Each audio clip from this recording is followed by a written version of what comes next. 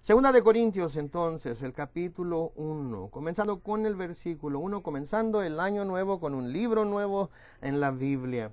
Y al principio de las cartas en este tiempo se comenzaba con el nombre de la persona que estaba escribiendo la carta, y aquí es Pablo.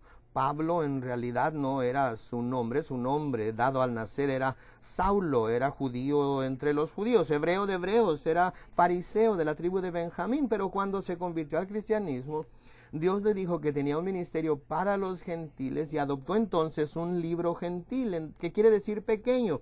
Es Pablo, que es apóstol, que quiere decir que fue enviado. Y cuando vemos a los apóstoles en la Biblia, son aquellos que en su mayor parte fueron enviados directamente por Jesús mismo, mientras él estaba aquí en la tierra. Sin embargo, Pablo era especial en el sentido de que había sido llamado fuera de tiempo, como él mismo nos dice, pero sí recibió revelación de parte de Jesús para ir a ser misionero entre los gentiles, y es un apóstol. Ahora, esto se cuestionó cuando estuvimos estudiando Primera de Corintios. No querían a Pablo, no querían respetarlo como apóstol, y vimos la carta y vimos que en esta carta vamos a tener los mismos problemas, y él va a asegurar que sí es apóstol, no porque se ponga el nombre de apóstol, sino porque por la voluntad de Dios es apóstol.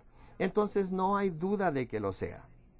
Y luego dice también el hermano Timoteo. Timoteo era un joven adolescente al quien Pablo le predicó el evangelio, y él aceptó a Jesucristo. Él creció como gentil y Pablo lo adoptó como su hijo en la fe, y él comenzó a aprender cosas del ministerio muy joven con Pablo. La mayoría de sus viajes misioneros llevaba a Timoteo, y cuando Pablo fue puesto en prisión, el joven Timoteo se encargó de la iglesia que Pablo había establecido. Y luego dice que la carta es escrita a la iglesia de Dios que está en Corinto, con todos los santos que están en todo Acaya. Ahora, noten aquí que Pablo está siendo usado como instrumento, pero sabemos que toda la escritura es inspirada por el Espíritu Santo. Así que es el Espíritu Santo el que está hablando. Y el Espíritu Santo decir, voy a hablar a todo el mundo individualmente, voy a hacer para que todo el mundo sea un cristiano individual y de alguna manera reciba el mensaje. No, eso no es lo que el Espíritu Santo dice. El Espíritu Santo habla a la iglesia. Podemos ver en el libro del Apocalipsis que se habla a las 7 iglesias. Dios le ha dado a la iglesia pastores, evangelistas y maestros. Jesús dijo que él iba a establecer su iglesia, iba a edificar su iglesia, y luego dijo que amaba a su iglesia porque la iglesia era su esposa, a la cual iba a venir a raptar un día. Satanás, uno de sus estrategias principales es querer hacer menos la importancia de la iglesia. Y quiere tratar de hacer menos la importancia de estar conectados los unos con los otros. Uno es la mano, otro es el pie, otro es un oído, nos dice Pablo en 1 Corintios 12. Todos tenemos que estar entonces conectados y no permitir que Satanás nos desconecte. ¿Cómo necesitamos entonces hacer el esfuerzo? Y es un esfuerzo el poder unirse uno y aplicarse uno para poder ser parte del cuerpo de Cristo. Pero aquí es donde el Señor está hablando a la iglesia dentro de la iglesia. De hecho, en Hebreos 10:25 se nos dice que no debemos de descuidar el reunirnos en la iglesia, especialmente cuando vemos que el día del Señor se acerca.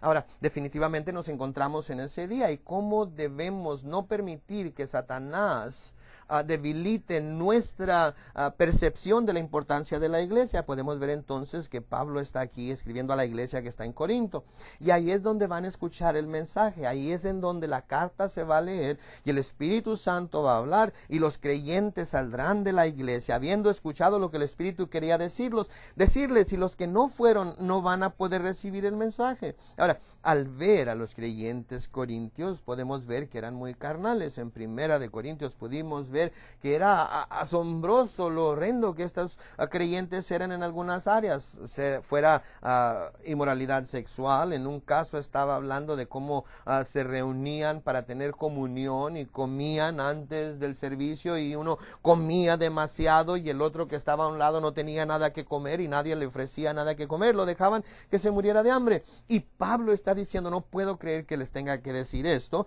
pero de hecho se reúnen no para mejor o para lograr algo mejor, sino para empeorar las cosas, porque se están haciendo daño cuando se reúnen como iglesia, porque son tan carnales en lugar de que la gente se beneficie.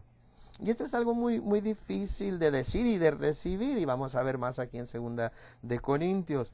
Sin embargo, ¿qué es lo que son llamados aún así? Aquí en el versículo 1, todavía son llamados santos. Y saben, cuando nosotros le pedimos al Señor que venga a nuestra vida y sea el Señor de nuestra vida, y nos rendimos completamente a Él, como nuestro Señor y como nuestro amo, nosotros nos hacemos en personas llenos del Espíritu Santo, por lo tanto somos santos, no por nuestras obras, no por lo que lo merezcamos o por lo que hayamos hecho, sino por su gracia.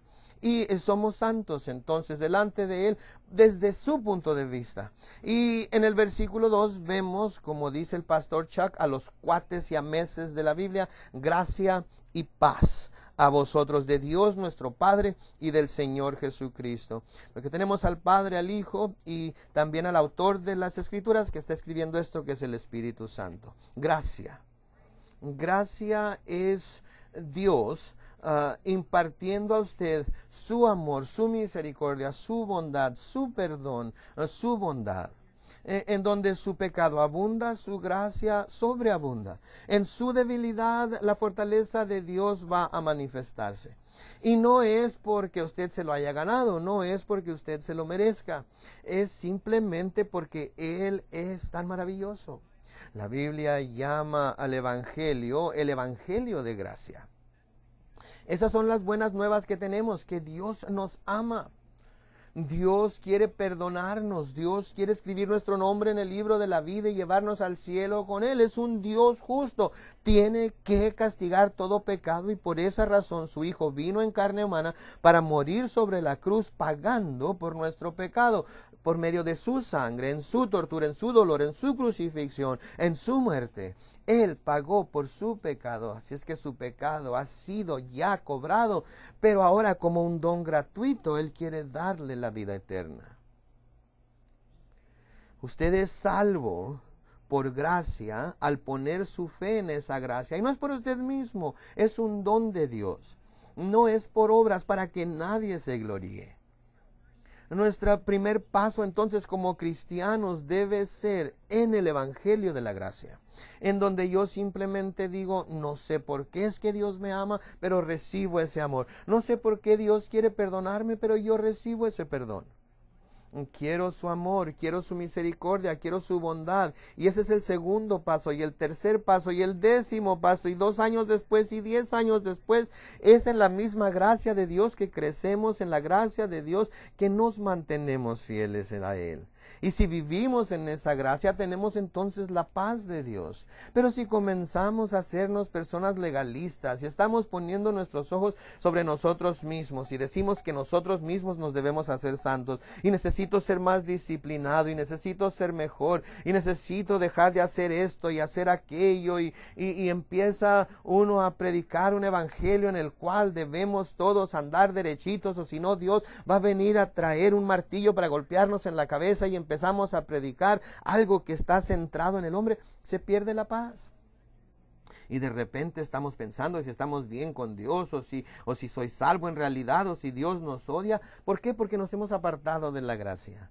Hemos tratado de alguna manera obrar de tal manera que estamos siendo perfeccionados en nuestra carne, aquello que Dios puede hacer solamente por su Espíritu. Y tenemos que volver a ponernos debajo de ese lugar en el cual estamos recibiendo su amor, su bondad, su perdón, su benignidad y paciencia, la gracia de Dios, y entonces la paz de Dios volverá. Y ahí es en donde debemos permanecer, en la gracia. Ni un solo segundo de un solo día podemos lograr sobrevivir sin la gracia de Dios. Y la forma en la que yo lo veo, y no sé si fue revelación o no, pero recuerdo en mis años de joven que llegué a una revelación de entender la gracia de Dios. No lo había entendido antes, no la había conocido, y fue como que estaba en el desierto muriéndome, siendo agolpado por el sol, muriéndome en mi pecado y mi debilidad. Y luego de repente esta compuerta se abrió y agua empezó a fluir, y de repente estaba en este lago flotando. Y Juan 1 nos dice que Dios reveló a su Hijo, el unigénito Hijo del Padre, lleno de gracia sobre gracia. Y esa primera compuerta que se abrió, ahí estaba y yo ya no en el desierto, sino en un lago nadando, recibiendo toda la gracia de Dios. Y Dios me dijo, ahí está tu gracia, ahora hay gracia sobre gracia. Y miré a mi alrededor y miré 100 puertas más abriéndose, y todo por todos lugares, y el agua fluía libremente, y ahora estaba en un océano, ni siquiera podía ver la tierra. Y estaba completamente remojado en la gracia de Dios. Y ahí es donde debemos quedarnos. Dios quiere derramar su gracia. Pensamos en aquel ladrón que fue crucificado con Jesucristo, que unos momentos antes estaba burlándose de Jesús, estaba maldiciendo a Jesús, y luego cuando se encuentra en la cruz a un lado de Jesús, ¿qué es lo que hace? Se da cuenta que este que está a su lado sí es el Hijo de Dios. ¿Y qué le dice Jesús? Señor, acuérdate de mí cuando vengas en tu reino. ¿Y qué le dijo Jesús? Hoy estarás conmigo en el paraíso. ¿Qué fue lo que hizo ese ladrón? Sus manos están atadas, sus pies están atados, murió sobre esa cruz. ¿Qué obras pudo haber hecho por Dios? Ninguna. Sin embargo, Él va a estar compartiendo el mismo cielo que usted y yo vamos a compartir, porque es por el don de gracia de Dios. Por la gracia de Dios, no es por nosotros mismos, no viene de nosotros mismos, no es por nuestras obras, es por la naturaleza asombrosa de Dios, la bondad de Dios y su amor. Y cuando ponemos nuestros ojos en Él y mantenemos nuestra mirada en Él y vivimos la vida bajo su bondad, tenemos entonces su paz de parte de Dios el Padre y de nuestro Señor Jesucristo. Y en el versículo 3 dice, bendito sea el Dios y Padre de nuestro Señor Jesucristo, Padre de misericordias y Dios de toda consolación. Versículo 4, el cual nos consuela en todas nuestras tribulaciones, para que podamos también nosotros consolar a los que están en cualquier tribulación, por medio de la consolación con que nosotros somos consolados por Dios. Ahora, si usted no recibió el memorándum, casi todos los libros del Nuevo Testamento nos dicen que es parte del plan de Dios que pasemos por pruebas y tribulaciones. No somos inmunes a ellos, lo contrario. Dios lo ha diseñado de esa forma. Jesús nos dijo que en este mundo tendríamos ¿qué? Muchas aflicciones, pero que estuviéramos contentos porque Él había vencido al mundo. Pedro nos dice que no debemos de pensar como algo extraño cuando tenemos pruebas de fuego que vienen a nuestra vida. Él nos dice que Dios nos dijo que esto precisamente iba a suceder. Santiago nos dice que lo tengamos todo por gozo cuando pasemos por estas pruebas, sabiendo que no vamos a ser la misma persona cuando termine la prueba, que vamos a crecer. De hecho, a través de las diferentes pruebas que tenemos en nuestra vida, podemos ser completados, perfectos, faltándonos absolutamente nada. Ahora, debo detenerme aquí por un momento, porque tenemos que entender algo aquí. Dice aquí que Dios es el Padre de misericordias y de todo consuelo, el cual nos consuela en todas nuestras tribulaciones. Pero debo de también hacer una nota aquí, y esto es que si uno está dispuesto y si uno cree que Él es lo que dice ser.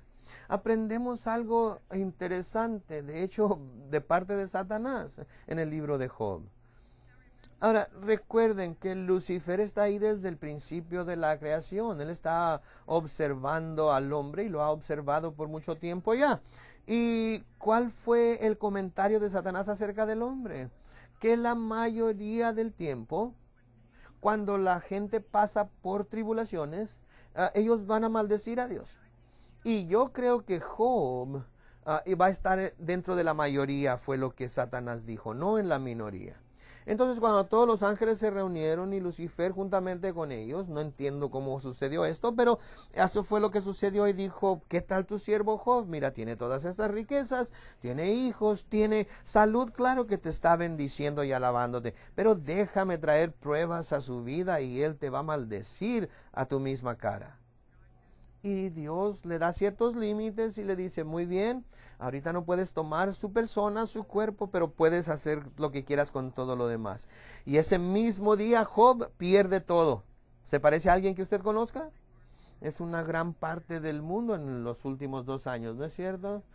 Déjeme decirle, hemos visto muchas pruebas, ¿no es cierto? Pruebas financieramente hablando, pruebas en nuestras relaciones personales, pruebas en nuestro cuerpo físico, pruebas que quizás nunca pensamos tener en nuestra vida, las estamos teniendo. Y está bien. Y luego, aparte de ello, Job, después de que pierde todo, todos sus hijos estaban reunidos en una sola casa jugando a cartas, no sé qué estarían haciendo, pero la casa se cae sobre todos sus hijos y todos mueren a la misma vez. ¿Y qué es lo que hace Job? Él se duele, pasa un tiempo de duelo, pero al mismo tiempo adora a Dios. Desnudo vine a este mundo, desnudo saldré de él, bendito sea el nombre del Señor, y empieza a alabarlo. Y dice esto al final de ese capítulo, que Job no pecó contra Dios ni culpó a Dios de nada. ¿Por qué está diciendo esto? Porque la mayoría de la gente eso es lo que hace. La mayoría de la gente empieza a maldecir a Dios. Recuerde que Jesús dijo que hay gente que escucha la palabra de Dios y la hace. Ellos son los que están edificando su casa sobre la roca. Pero luego hay la gente que escucha la palabra de Dios, las enseñanzas de Jesucristo, y luego no las ponen en práctica y están construyendo una mansión, pero está construida sobre la arena. Y luego Jesús dice lo siguiente, no dice sí, sino cuando vengan los vientos y las olas de la vida y golpeen contra esa casa. ¿Saben qué? Todas las recibimos, tarde o temprano los vamos a recibir. Yo he visto a gente de 30 años de edad que piensa que no está pasando por pruebas, pero espérense un poquito, van a pasar por ellas. Es como que a algunas personas les dice, tú puedes tener esta prueba a los 20 años, a otros a los 30, a los 40, a los 50. Eventualmente vamos a pasar por esas pruebas, tarde o temprano. Todo el infierno se va a desatar, como lo dicen en la historia de la iglesia, la noche oscura del alma descenderá sobre su matrimonio, sobre sus hijos, sobre sus amistades, sobre sus padres, sobre su salud. Esa noche oscura del alma vendrá, estoy seguro que vendrá. Pero se nos dice que cuando esas olas y cuando ese viento venga y golpeen contra la casa que fue edificada sobre la roca, va a permanecer, pero aquella que fue edificada sobre la arena, grande va a ser la destrucción, como nos dice Jesús. Es como más allá de lo que cualquier persona se hubiera podido imaginar. Bueno, Lucifer volvió con Dios en otra ocasión y dijo, sí, claro que sí, él ganó el round 1, pero te garantizo que si tú tocas su cuerpo y él tiene dolor, entonces te va a maldecir. Y Dios una vez más le puso ciertos límites, pero le dijo, muy bien, no puedes matarlo, solamente puedes tocar su cuerpo. Y lo más horrendo que Satanás se pudo imaginar, lo puso sobre el cuerpo de Job. Tenía ampollas desde la cabeza hasta los pies, y el único consuelo que tenía era con un trozo de barro rascarse en la piel. Su esposa se derrumbó inmediatamente y vino y le dijo, ¿sabes qué? No puedes perder todo en un día, perder todos tus hijos y luego tener esta enfermedad que nadie más tiene y que todo sucede en un par de días. O Dios está haciéndotelo, Dios lo está permitiendo de cualquier manera, maldícelo y muérete, porque ya no puedo verte de la forma en la que estás. Emocionalmente, sin duda, él estaba entristecido, doliéndose, físicamente ahora estaba en increíble dolor. Y Job le dice esto a su esposa. Es Está bien que tan solo recibamos las cosas buenas de parte de Dios, pero no las cosas malas. La palabra en hebreo es ra, es una palabra muy genérica, puede querer decir cosas malas, tribulaciones, adversidad, calamidades. En otras palabras, es justo que alguien adore a Dios solamente cuando están siendo bendecidos. No deberíamos de tener la misma clase de adoración cuando estamos pasando por un horrendo tiempo de maldición. No voy a ser un seguidor del Señor cuando todo me esté yendo bien solamente. Dios es Dios, no importa los ataques que esté recibiendo, no importa el sufrimiento que esté pasando. Dios es Dios y es un Dios maravilloso, amoroso, lleno de compasión y bondad. Y lo voy a adorar, siempre lo voy a adorar, y lo voy a adorar cuando tenga bendiciones, y lo voy a adorar también cuando el infierno me esté atacando. No voy a cambiar.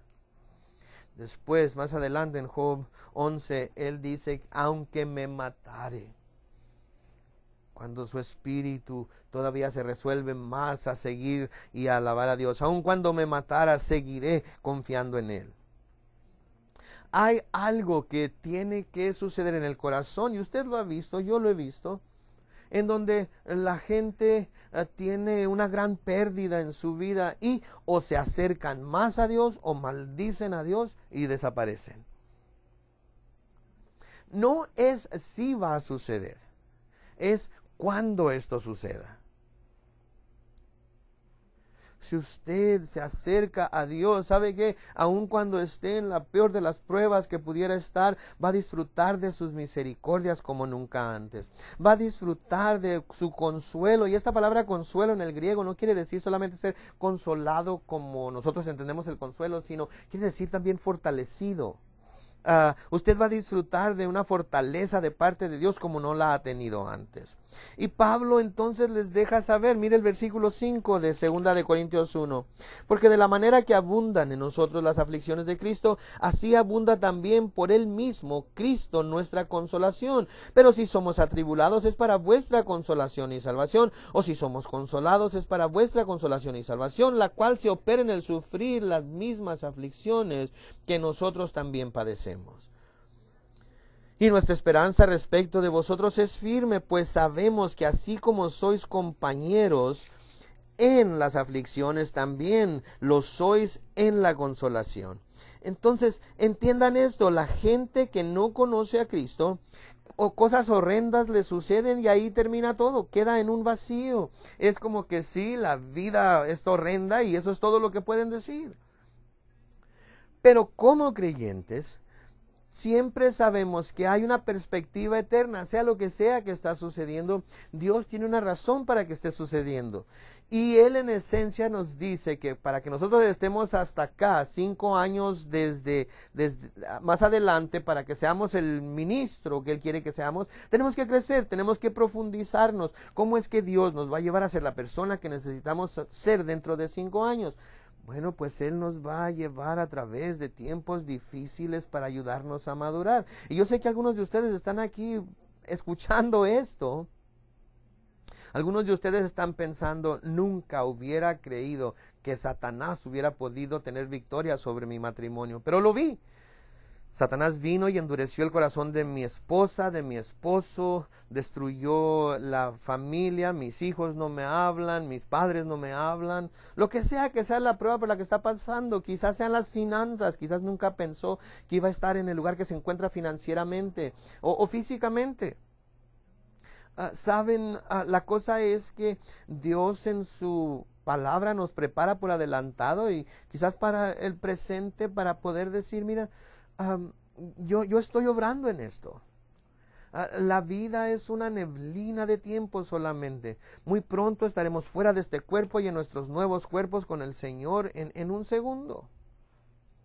Y así que para que Dios en una neblina de tiempo nos permita que suframos y pasemos por pruebas para poder crecer en carácter, para poder ser mejores ministros de su gracia, vale la pena. Desde la perspectiva de Dios vale la pena, desde nuestra perspectiva debe valer la pena también. Pero, ¿qué está diciendo Pablo?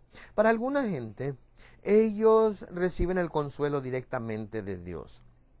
Pero luego hay otras personas que están ahí para recibirlo de parte del hombre. Sigue siendo el consuelo de Dios, pero viene a través del hombre.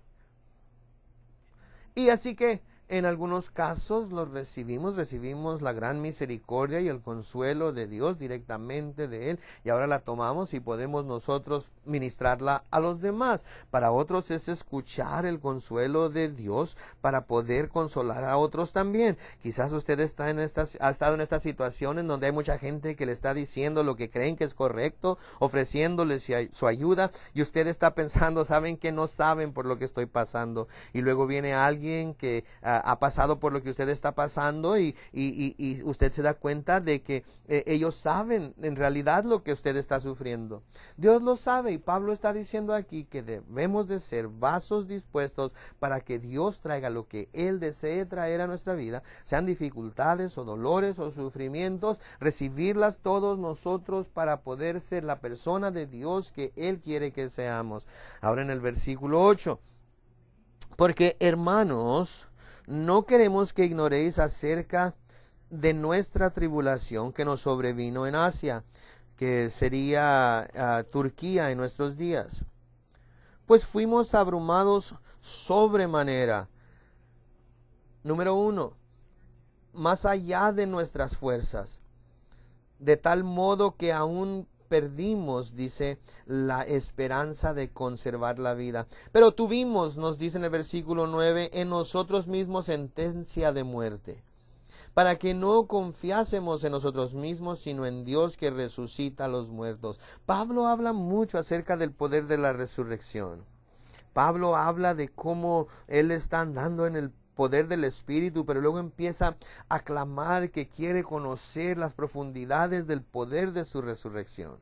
Y Pablo estaba queriendo llegar a ese lugar y Dios lo llevó hasta ahí, al describir aquí más allá de nuestras fuerzas, por encima de lo que pudimos soportar, pensando que íbamos a morir, sentenciados de hecho a muerte. Él había perdido toda su esperanza, y luego de repente Dios lo resucitó, y estaba como asombrado cuando él pensaba que no era posible volver a tener fuerzas. Dios le dio la posibilidad de tenerlas, y ahí es el punto al que debemos llegar. Quizás ahí sea en donde usted se encuentra financieramente el día de hoy. Debe confiar en el poder de la resurrección de Dios. Quizás sea en su matrimonio, quizás sea físicamente o en algún otro problema de sus relaciones personales. Ha llegado al lugar en el cual ha quedado cansado, sin fuerzas, no se puede levantar, no hay poder ni energía, no hay ni esperanza, ni paz, ni voluntad.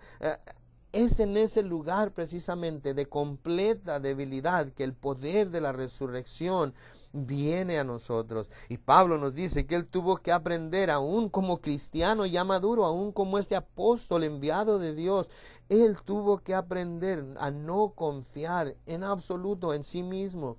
Aún había algo de las habilidades de Pablo, algo de los planes que Pablo tenía, algunas de las cosas que Pablo quería hacer a su propia manera, que tenían que morir hasta que estuviera confiando completamente en Dios y andando por fe. Y en el versículo 10 dice, el cual, número 1, en tiempo pasado nos libró, y número 2, en el presente nos libra, y en quien esperamos, número 3, que aún en el futuro nos librará de tan gran muerte. Déjeme decirle ahorita mismo, esto es lo que Satanás está queriendo deshacer. Él está queriendo robarnos uno de estos tiempos o todos. Recuerde usted que quizás su testimonio sea así. Recuerdo cuando nací de nuevo, cuando Dios me sacó de la vida de pecado en la que vivía. Hubo algunos años en los que era grandioso ser cristiano, pero ahorita estoy tan lejos de Dios. ¿Sabe qué? Satanás está como león rugiente buscando a quien destruir. Está queriendo matar, robar y destruir a la gente. Y no permita que él le robe nada de lo que Dios le ha dado. Usted tiene un testimonio de que sí, Dios lo libró en el pasado, lo está librando ahorita y lo seguirá librando en el futuro. Ahorita mismo quizás usted está en ese punto en el cual ha perdido la esperanza. No tiene fortaleza, la sentencia de muerte está en su mismo cuerpo. Ahorita mismo crea que Dios puede resucitar lo que sea que esté muerto en su vida para que renazca esa esperanza, porque no hay nada difícil para Dios. Dios es el mismo ayer, hoy y ¿qué más? Por los siglos. Se tiene que tener ese testimonio para creer. Sí, Dios lo ha hecho, Dios lo está haciendo ahorita, Él está obrando ahorita, no lo puedo ver, pero yo confío en Él. Y yo sé que Dios en el futuro va a seguir librándome y haciendo una gran obra en mi vida. Esa persona, esa situación, esa relación personal, lo que sea que sea, no voy a dejar de creer, no voy a dejar de creer que Dios los va a sacar de las garras de Satanás, que Dios los va a despertar, que Dios va a quitar ese engaño que ha puesto en la mente de las personas que me están haciendo daño o que amo tanto que se han apartado. No debemos de dejar de creer, de dejar de confiar. No debemos pensar, ya oré 5 años por esta cosa y Dios no ha respondido, así es que lo voy a olvidar. No, Dios está obrando todavía. Mira aquí el versículo 11 al terminar aquí esta mañana. Cooperando también vosotros a favor nuestro con la oración, para que por muchas personas sean dadas gracias a favor nuestro por el don concedido a nosotros por medio de muchos. ¿Qué es lo que Pablo está diciendo aquí? Ahora vamos a detenernos aquí, vamos a darnos cuenta que Pablo es un vaso que Dios está usando, pero el Espíritu Santo es el que está escribiendo. Y Pablo, por el poder del Espíritu Santo, está diciendo, yo ahorita mismo no podría estar en victoria si no fuera porque mucha gente a mi alrededor está manteniéndome en oración, en sus mentes y en sus corazones. Porque yo creo que el diablo le encanta venir y pervertir toda la soberanía de Dios. Él viene y dice, ¿sabes qué? Dios sabe lo que va a pasar, lo que va a pasar, sea que ores o no ores, sea que vayas a la iglesia o no vayas, leas la Biblia o no, testifiques o no, no importa lo que hagas, lo que va a pasar, somos como títeres que estamos esperando que el plan soberano de Dios se lleve a cabo. ¿Saben qué? Esa es una mentira. Cuando vemos las Escrituras, en numerosas ocasiones podemos ver a Dios que dice, este es el futuro. Y luego la gente se humilla a sí misma y ora delante de Dios y dice, muy bien, entonces el futuro va a cambiar, va a ser un futuro diferente. La verdad es que la oración cambia las cosas. Si no oramos, no recibimos. Jesús al principio de su ministerio y al final de su ministerio, Él toma un látigo y vuelve las mesas de los cambistas y echa a todo mundo fuera del templo. Y en Juan 2 dice que el celo por la casa de su padre lo consumía. ¿Y qué es lo que Jesús dice? Mi casa será ¿qué? Casa de oración. Miren, entiendan que sus oraciones hacen la diferencia. Y Pablo está diciendo, por medio del Espíritu Santo, que no estaría él vivo en el tiempo que escribió esto.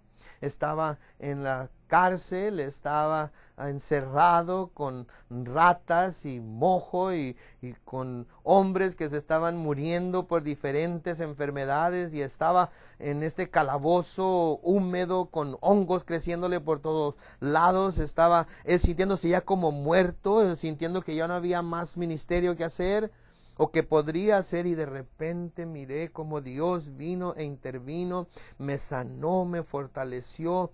Y él dice, yo sé que fue las oraciones de los santos. Me encanta la historia de Hechos 12 en donde Santiago y Pedro son arrestados y Santiago es decapitado, y al siguiente día van a matar a Pedro, y la iglesia se reúne en la casa de Roda y están orando todo el día y toda la noche fervientemente clamando a Dios. Y un ángel viene y saca a Pedro de la cárcel y lo lleva a la casa donde están reunidos, y en esencia estaba Dios diciendo, miren, aquí está el resultado de sus oraciones. Por eso está Pedro vivo hoy, por los a las oraciones de los santos. Entiendan entonces que es usted el que debe orar. No mire a la persona que está a su lado. Es usted el que debe estar en oración, haciendo de la casa de Dios la casa de oración.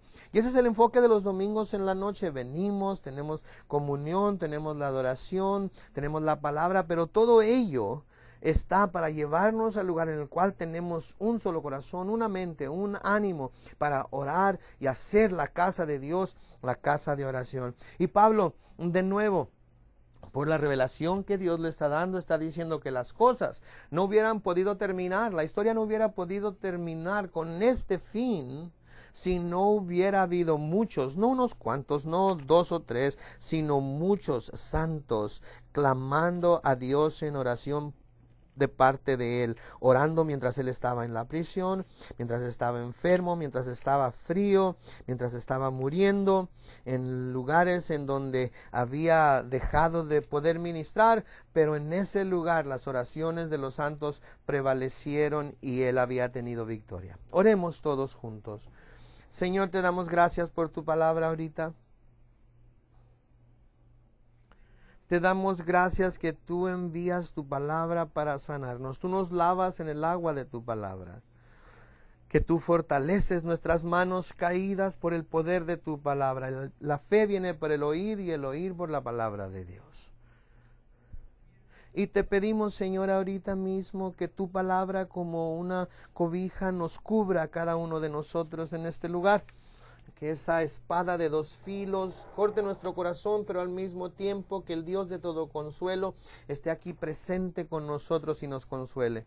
Cada uno de nosotros sabemos en dónde nos encontramos, y donde nos encontramos en la palabra, y es donde nos encontramos. Y tú has decidido que este día, divinamente, por tu voluntad, esta parte de las Escrituras fueran presentadas a nosotros, porque es lo que tus ovejas necesitan. Y quizás usted está aquí esta mañana pensando, ¿sabes que yo estoy tan alejado de Dios? Necesito que Jesús sea el Señor de mi vida. Necesito dar mi vida a Cristo. Brian, ora por mí. Levante su mano ahorita y diga, ese soy yo. Necesito entregarle mi vida a Cristo. Necesito rendir mi vida a Cristo. También en el salón 202, levante su mano. Uno de los ancianos va a ver su mano y va a poder orar por usted. Levantando su mano está diciendo, soy yo, necesito esa salvación de la cual hablaste.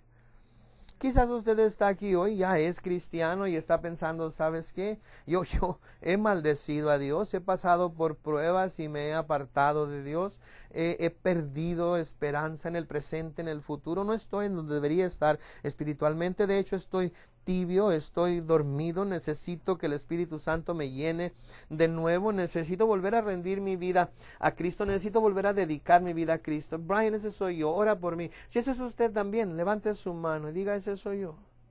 Tantos de ustedes aquí en el santuario.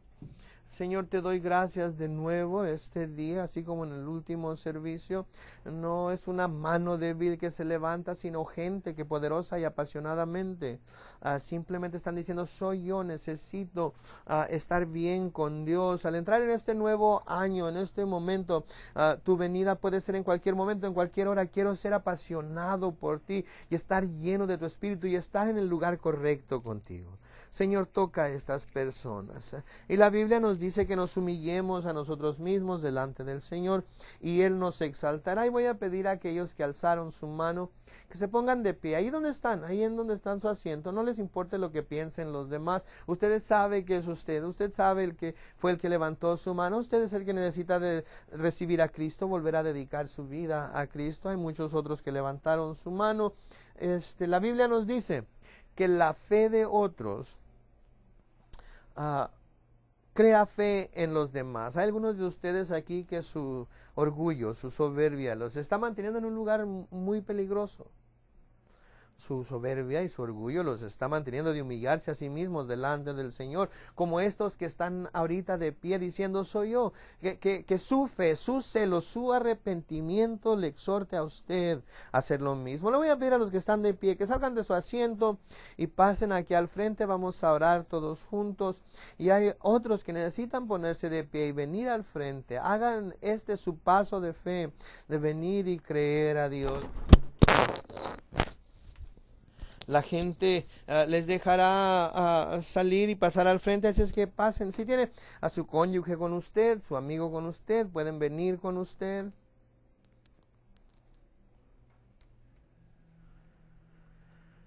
Y mientras estamos esperando, todos estamos en oración. Estamos en oración por aquellos que quizás están pasando al frente en el salón del segundo piso. Quizás los que están en el salón del segundo piso pueden orar por los que están en el santuario, para que todos aquellos que necesitan pasar al frente lo hagan. Y voy a pedir a los ancianos y sus esposas, si los están con ustedes, que pasen al frente y se preparen y oren por la gente que necesite oración, los levanten delante del Señor. Y Señor, te damos gracias por tocar tantos corazones durante los 2 servicios de esta mañana. Sabemos que ha habido nombres escritos en el libro de la vida y el cielo entero se está regocijando. Y los que han pasado al frente, sea que necesiten recibir a Cristo por primera vez o volver a dedicar su vida al Señor. Yo sé que yo estuve en un tiempo en un lugar en el cual no sabía orar y alguien me ayudó a orar, y esto es lo que voy a hacer ahora. Voy a pedirles a todos que están aquí como familia, vamos a orar juntos y vamos a creer a Dios por un milagro. Vamos a decir: amante Padre Celestial, yo sé que me amas. Yo sé que tienes grandes misericordias para conmigo. Y las quiero ahorita mismo. Por fe las recibo, sabiendo que a través de tu Hijo Jesucristo, mi culpa fue pagada. Y que por su sangre y por tu gracia, recibo ahora tu perdón. Soy pecador, pero te entrego mi vida a ti. Me rindo a ti. De este día en adelante quiero vivir para ti. Dame hambre por tu palabra, sed por la oración, deseo por buscarte con todo mi corazón. En el nombre de Jesús. Señor, bendice a todos los que han escuchado tu palabra hoy en verdad, a los que les has dado oído para oír. Danos gracia a todos. En el nombre precioso de Jesús. Amén y amén. Gracias, Señor. Alabado sea Dios.